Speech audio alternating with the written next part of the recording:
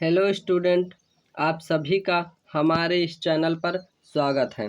आज हम देखेंगे क्लास 10th फिजिक्स से एक मोस्ट इम्पॉर्टेंट टॉपिक जो विद्युत धारा की चुंबकीय प्रभाव से है। यह लॉन्ग क्वेश्चन में ज़रूर पूछा जाता है। ये 6 नंबर का हर साल पूछा जाता है। ये एकदम लॉन्ग क्वेश्चन है, बहुत ही मोस्ट इम्पॉर्टेंट टॉपिक है।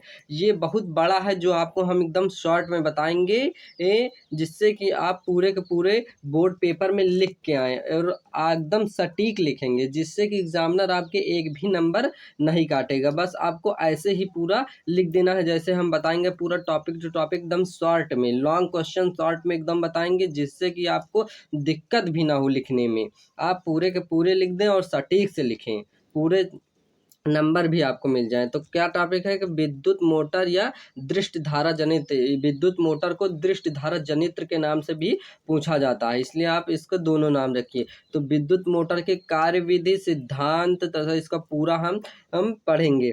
तो आपको हम यहाँ पर दिखाते हैं, ये कई साल पूछा गया, एक भी साल ऐसा बाकी नहीं गया जो ना पूछा गया हो। जहाँ पर विद्युत मोटर का नामांकित आरेख खींचिए, इसका सिद्धांत तथा कार्यविधि स्पष्ट कीजिए। विद्युत मोटर में विभक्त वलय का क्या महत्व है, ये सब पूरा आपको ऐसे ही लिखना है।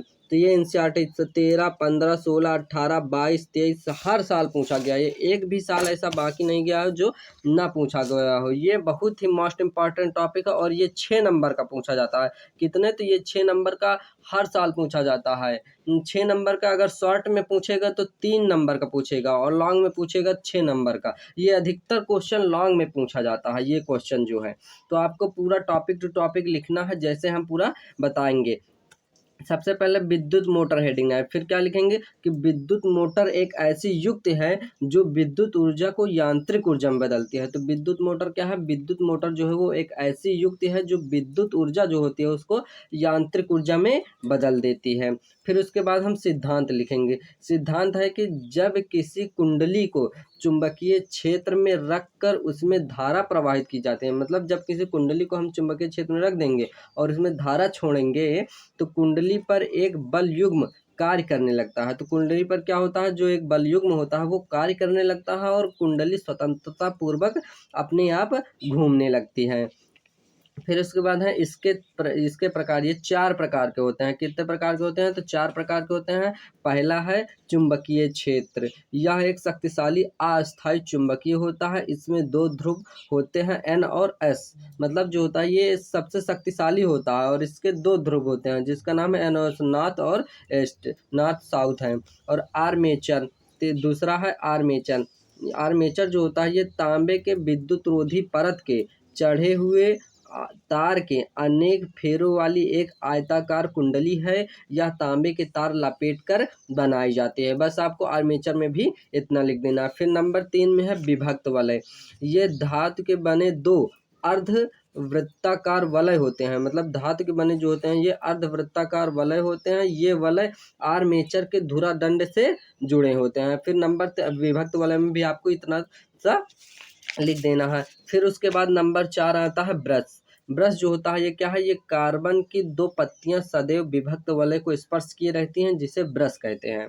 ब्रश कहते हैं, आपको इतना लिख देना है। इतना लिखने के बाद फिर आपको ऐसे चित्र उसके नीचे बना लेना है। ये आपका पूरा चित्र है। आपको ऐसे ही पूरा चित्र बनाना है, जैसे हमने बनाया है ऐसे ही पूरा चित्र आप एकदम वहाँ पर बना दीजिएगा। चित्र के साथ कहे तो आप चित्र के साथ पूरा बनाइएगा, जिससे कि आपको पूरे नंबर मिले। तो यहाँ पर देखिए ये क्या है हमारा, ये जो है ये हमारा क्या है, ये हमारा ब्रश है। आप वहाँ पर बताए थे ना जो विभक्त वाला से स्पर्श की रहती हैं, तो ये ब्रश हो गया। और ये हमारा क्या है, ये हमारा विभक्त वाला है, विभक्त वलय। ये हमारा विभक्त वलय है। और ये इधर भी जो ये लगा हुआ है ये भी हमारा ब्रश है, ये भी हमारा ब्रश है और ये भी हमारा विभक्त वलय है। दोनों ये भी विभक्त वलय, ये भी विभक्त वलय, ये भी ब्रश। और ये ब्रश B1 है, ये ब्रश B2 है। ये विभक्त वलय जो है क्या है S1 S2।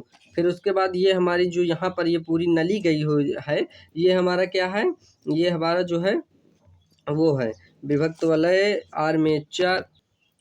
फिर उसके बाद जो धारा होती है इस नली से होते हुए यहाँ पर पहुँचती है इस बॉक्स में। तो ये बॉक्स कौन सा है तुम्हारा? आर्मेचर है, आर्मेचर है। फिर उसके बाद आर्मेचर में पहुँचकर ये दोनों जो इधर लगे हुए हैं ये दोनों हमारे क्या हैं? चुंबकीय क्षेत्र हैं। ये दोनों हमारे क्या हैं? चुंबकीय क्षेत्र हैं। चुंबकीय क्षेत्र, चुंबकीय क्षेत्र हैं।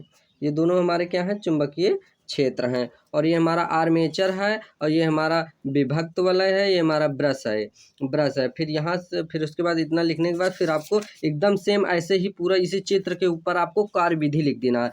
कार्यविधि में क्या लिखना है? जब परिपथ में कुंजी के, मतलब यहाँ पर जो ये है कुंजी, यहाँ पर कुंजी के लगाते हैं तो विद्युत धारा बैटरी से चलकर ब्रश से होते हुए विभक्त वलय में पहुंचती है। फिर यहाँ से जो है यहाँ से ऐसे ऐसे चलकर फिर ब्रश से होते हुए फिर विभक्त वलय में पहुंचती है धारा, फिर विभक्त वलय में पहुंचती है। फिर तथा यह विभक्त वलय से होते हुए यह आर्मेचर की तरफ प्रवाहित होती है। फिर जब यहाँ पर ये विभक्त वलय में पहुंच जाती है तो इसी विभक्त वलय से ऐसे होते हुए फिर ये जो हमारा आर्मेचर बना हुआ है इस आर्मेचर में प्रवाहित हो जाती है। पूरा आपको चित्र से ही लिखना है जैसे चित्र में पूरा बना है। आर्मेचर में प्रवाहित होती है तथा यह आर्मेचर में प्रवाहित होती है जो चुंबकीय क्षेत्र में जाकर विद्युत ऊर्जा को यांत्रिक ऊर्जा में बदल देती है। फिर उसके बाद ये दोनों जो हमारा क्या है? चुंबकीय क्षेत्र, फिर आर्मेचर में पहुंचने के बाद इन दोनों चुंबकीय क्षेत्र में पहुंच जाते हैं जिससे फिर वह विद्युत ऊर्जा को यांत्रिक ऊर्जा में बदल देती है। बस आपको इतना ही चित्र बनाने के बाद इतनी ही कार्य विधि लिख देना है। पूरा चित्र से ही लिखना है आपको, एकदम याद कुछ नहीं करना है, पूरा चित्र से आपको बनाते हुए लिख देना है। आपको ऐसे ही टॉपिक टू टॉपिक पूरा लिख देना है जैसे हमने यहाँ पर लिखा है। ये 6 नंबर का क्वेश्चन हर साल पूछा जाता है, आप इसको जरूर लिखिए, ये छोड़ कर नहीं आना। आपको हमने एकदम यह क्वेश्चन शॉर्ट में बताया है पूरा, आप ऐसे ही लिख के आएंगे जिससे कि एग्जामिनर खुश होकर आपको पूरे के पूरे नंबर देंगे। अब यहीं पर हमारी यह वीडियो कंप्लीट होती है। अगर आपको हमारी यह वीडियो अच्छी लगी हो तो हमारे इस चैनल को लाइक, सब्सक्राइब तथा अपने दोस्तों को भी शेयर करिए।